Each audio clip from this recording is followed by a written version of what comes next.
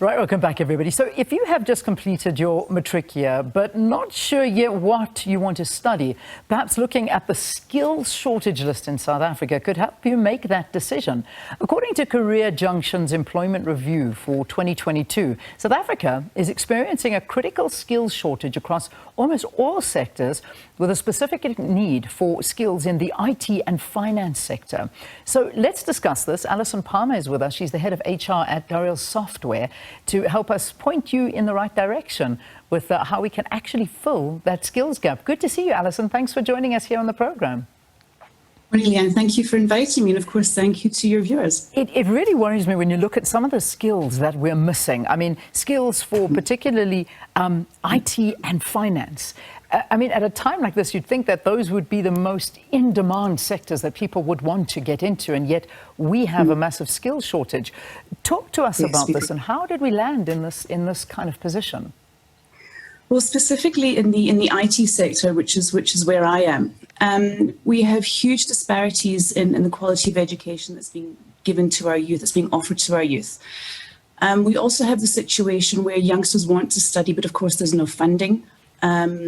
People are struggling to get to school to buy school books, and of course the conversation that has happened recently on your show is it would be great if we could keep the lights on for these youngsters to actually study and spend some time at the books to actually upskill. Yeah. So there's a number of real reasons that are real challenges that we're battling with. And I really think that the private sector has to step in. I'm very passionate about this, and something has to be done. Yeah. In fact, I was reading, I mean, you just reminded me, I was scrolling through Facebook last night, and I saw one of our former colleagues here at the SABC was busy trying to study and further her studies. And she just said, the only time I have light in my house is between 10 o'clock at night and 12:30. Other than that, I haven't had a single bit of light to study. And I'm meant to fit in all of this in 2 hours. Absolutely.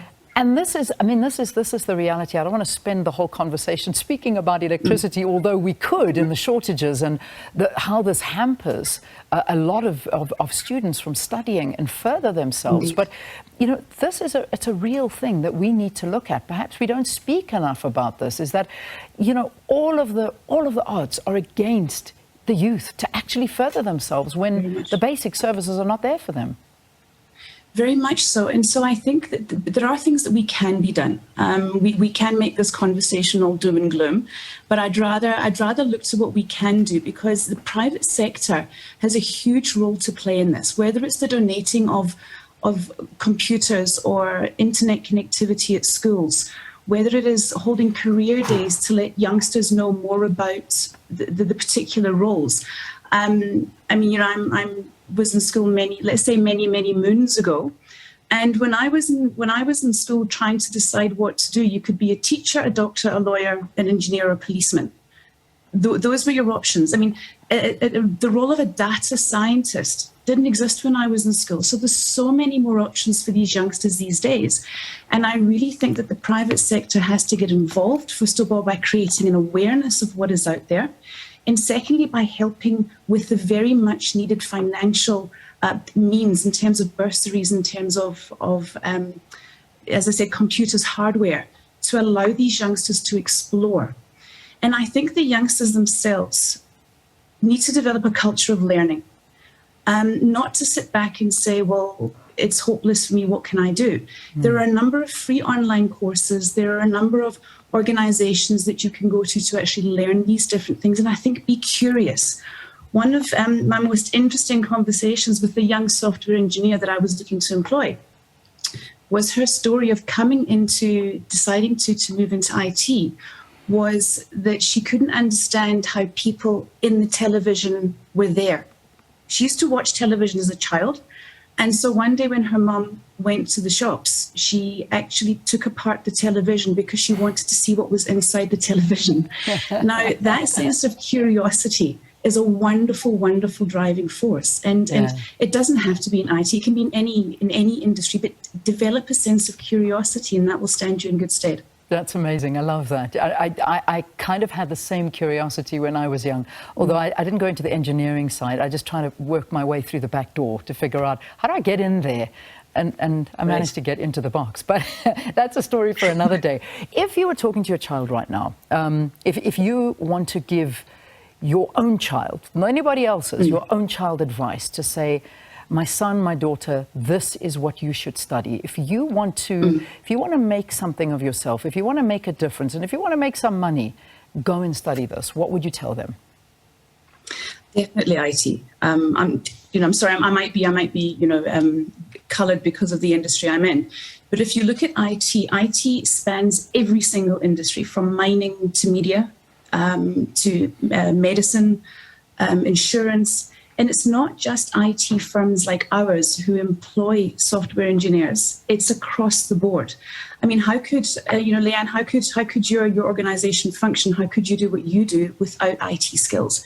So definitely IT skills. And I would strongly suggest that the youngsters of today who are starting off, who maybe just finished school, get a really good, solid grounding in basic IT principles. Do introduction to programming, because that will give you the good foundation to later specialize into things like data science, business analytics, cloud computing, all of those more specialist roles. But the fundamentals of IT will stand everybody in good stead. If you're going to open your own business, you need to know how to put together a website. So it's those kind of skills that I think that should be encouraged at a young age. Yeah, and we talk about a young age because, already, I've got my daughter is 10, and at school they already are offering those kind of things, and she's saying, Mom, please, can I do them? Please, can I do them? Yes, I should let her do that. That's the bottom line. Absolutely. As young as they can, 9, 8, 7, 6. Absolutely. If we look at it, let's sort of look at, and we always do, we take a look at sort of a Chinese education system. From as young as the kids can start thinking on doing things, it is with regard to everything you've mentioned. Absolutely. And IT skills develop really, really important critical thinking, problem-solving skills. How do the people fit inside the television? Let me find out. Okay, well, they don't actually live inside the television, so where are they? So it's that type of, that curiosity that broadens your knowledge, that makes you even more curious, that makes you want to look into it more.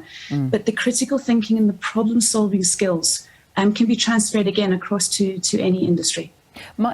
A real question, because obviously we've got a lot of those matriculants that are sitting and waiting anxiously to see if their results, when they come out this week, if they've passed or not, and whether they can further and what they should do.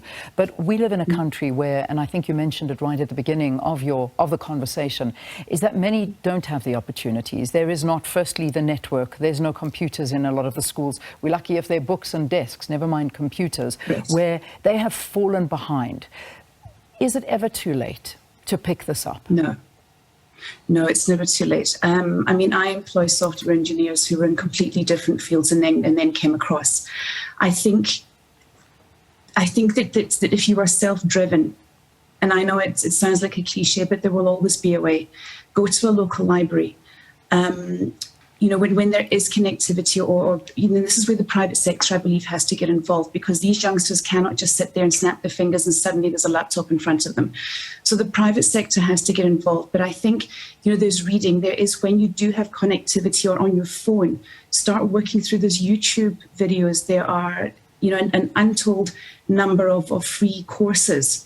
But I do think that the private sector needs to enable this. These youngsters are the future leader of our industry, and we have to do something. We have to help them. Indeed. Alison, some great pointers out there. Thank you. Thanks for talking to us here on the program. Thank you for your time. So IT, that's the way to go. With the study that came out of the shortage in skills in South Africa, I think the top ones that come out is IT and finance. And it actually breaks it down into the kind of skills that we're lacking and those that matriculants should go into. So if you do manage to get out and Google the skills shortages in South Africa, Google it, find it, read it, and perhaps you can fill that gap. Alison Palmer, Head of HR at Dariel Software, talking to us about those skills that are needed in industries in South Africa.